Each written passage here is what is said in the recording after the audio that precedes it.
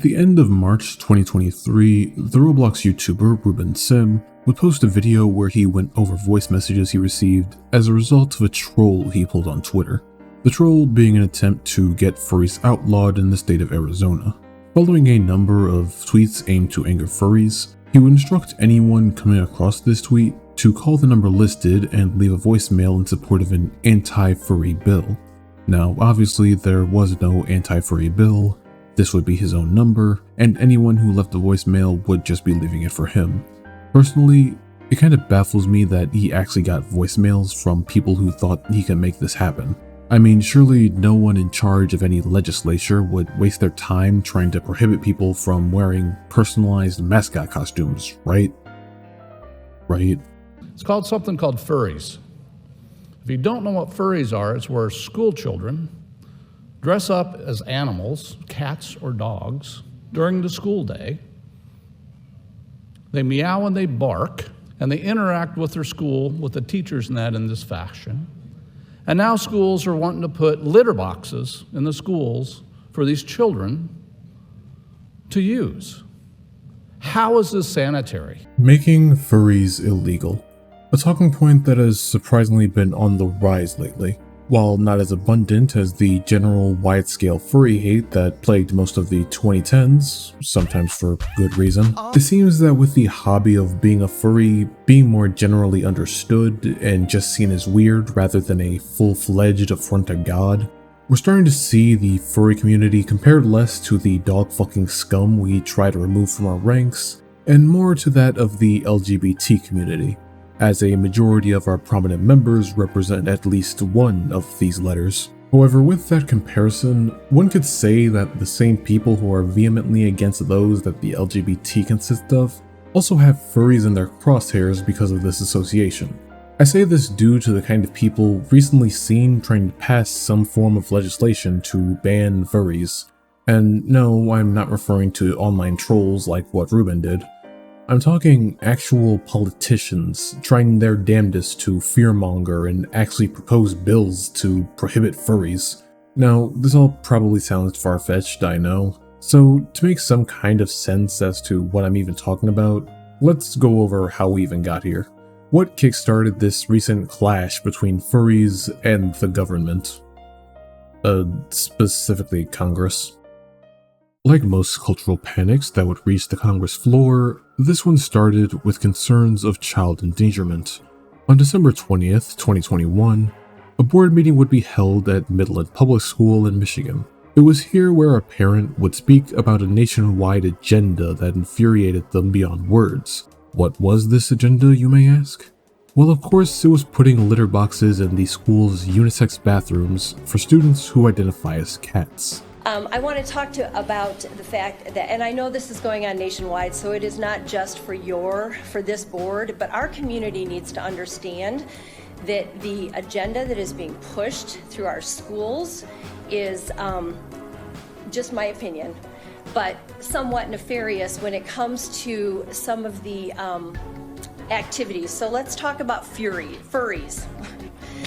It was addressed by a child a couple months ago, that they are put in an environment where there are kids that identify as a furry, a cat or a dog, whatever. And so yesterday I heard that at least one of our schools in our town has in one of the unisex bathrooms, a litter box for the kids that identify as cats.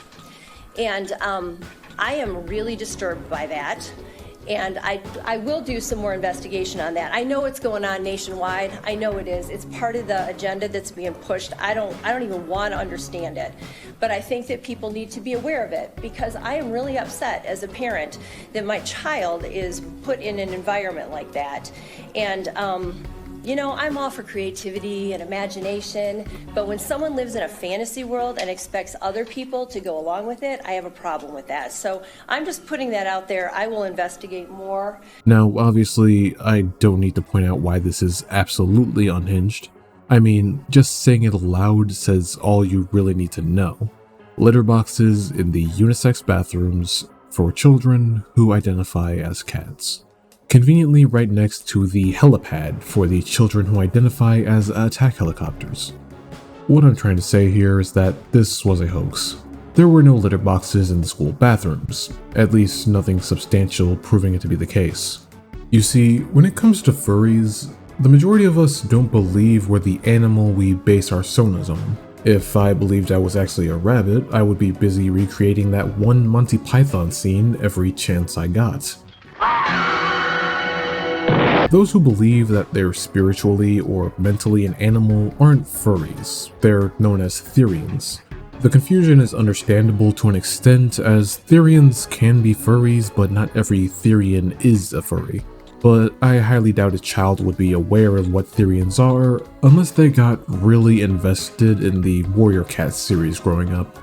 And even then, it's a coin flip as to whether they actually identify as one or not. Regardless, this rumor of litter boxes in the school bathrooms would be seen by the internet at large. But instead of being the joke that it should have been, people were actually taking this seriously. One of the most notable being that of Republican politician Michonne Maddock, the wife of Matt Maddock. On Facebook, Maddock would say, "Kids who identify as furries get a litter box in the school bathroom. Parent heroes will take back our schools." And despite the post getting backlash aplenty, there were still many seeing this rumor and taking it at face value. People didn't stop to question where this woman heard this from, what this agenda consisted of, how this was supposedly going on nationwide, but up to this point, no one heard jack shit about it.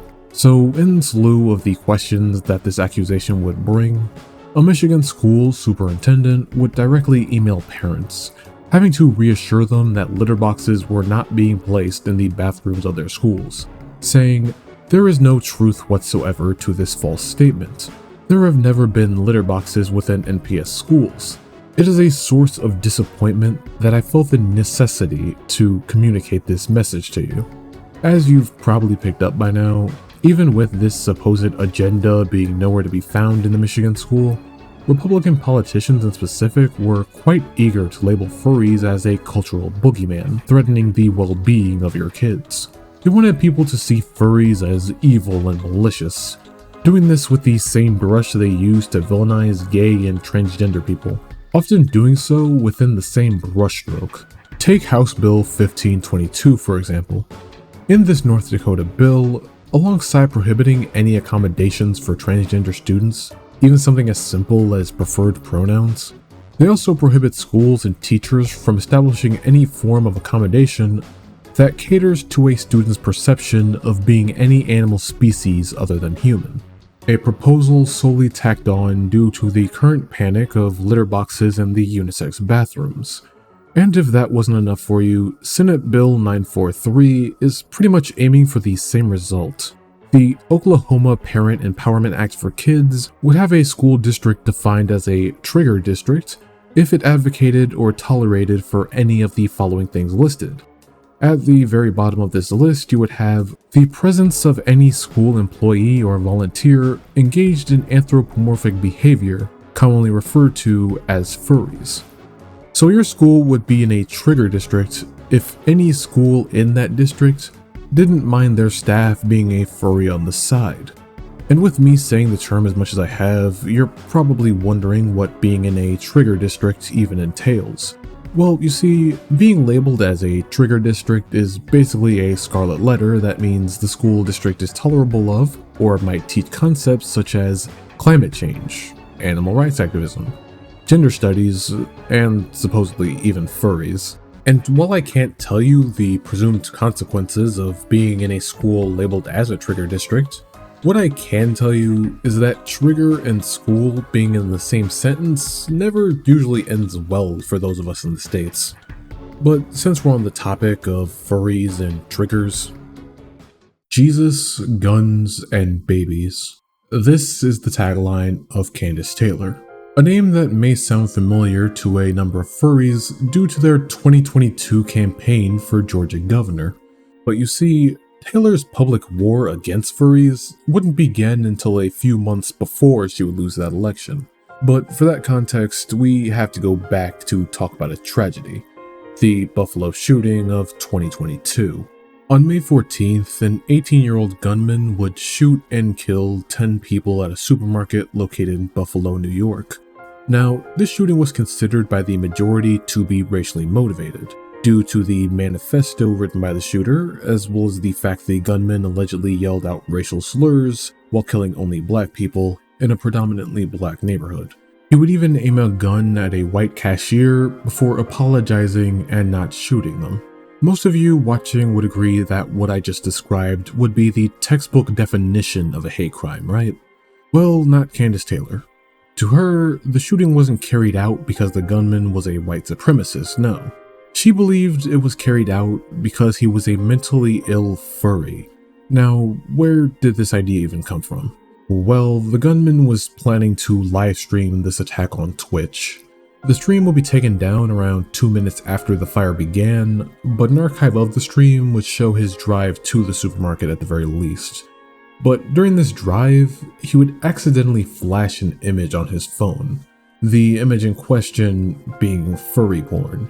More specifically, an anthro drawing of Martha the dog from the children's entertainment show Martha Speaks. Ironically enough, drawn by a black artist. To Kandiss Taylor, this split second was enough to dismiss the shooting as being racially motivated. The way she saw it, this couldn't have been done with race in mind, because the shooter was beating his meat to Martha Speaks. She even said as much in this Telegram screenshot where she would say, "It turns out that the Buffalo shooter yesterday was a furry." In my list of executive orders, I explicitly addressed and received blowback for tackling the perversions of the furry culture. Twisting the minds of Generation Z must end. This would even get the support of far-right personality Stu Peters, saying that the gun didn't do it, a white supremacist didn't do it, a sick and demented furry did it. When Kandiss Taylor is elected governor, Georgia will be furry-free. Because surely you can't just be a racist furry. Clearly those don't exist. So I'm sure with a thought process like this, it wouldn't surprise you to know that Kandiss Taylor tried to run for governor of Georgia with a campaign based on getting rid of furries. The furry days are over when I'm governor, they would say. Public school is for academics, not fairy tales. A tweet directly addressing the hoax of litter boxes in public schools.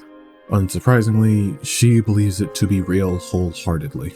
Her unorthodox campaign would even see coverage from political commentator John Oliver. Furry cartoon arses. And yes, this is where his persona originated.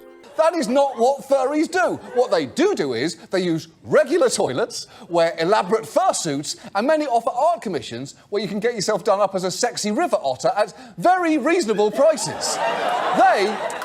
Now obviously it doesn't need to be said that she lost by a substantial margin. That being 3.4% of Republican votes, opposed to Brian Kemp's 73.7%. And as expected from Republicans during this time, she wouldn't concede, claiming that the election was rigged, regardless of Kemp being on the same side. After this loss, Kandiss would fall back into obscurity, still peddling their usual beliefs of Jesus, guns, and babies to whoever is willing to listen.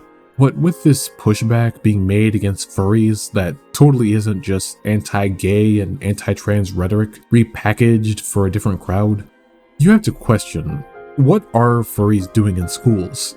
Are they actually teaching courses to kids about being furries? Well, no, obviously they're not. Not to kids, at least. Technically, there is a course at the College of Boston where students can learn about furry culture, that course being beast literature. Taught by Professor Christopher Polt, who happens to be a furry himself, the beast literature course teaches students about how authors from different time periods have used animals to voice human concerns, as well as reflect on their attitudes towards animals and their relationship to humans. In the course description, we can read, "From Mother Goose fairy tales to lolcats. We imagine animals often speaking as we do. But what are we saying when we use animals to talk with and about one another? And what does literature featuring articulate beasts say about our attitudes towards both humans and animals and the line we draw between them?" From the looks of it, this course seems to be your usual freshman, sophomore elective, You have the expected required texts of books such as Aesop's Fables, Aristophanes 1, Watership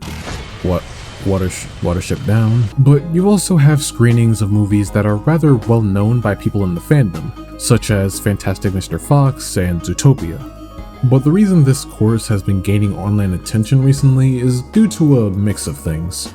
Well, most obviously being the Litterbox hoax, but on February 23rd, 2023, Pult would actually invite a handful of notable furries to the class to talk about the fandom.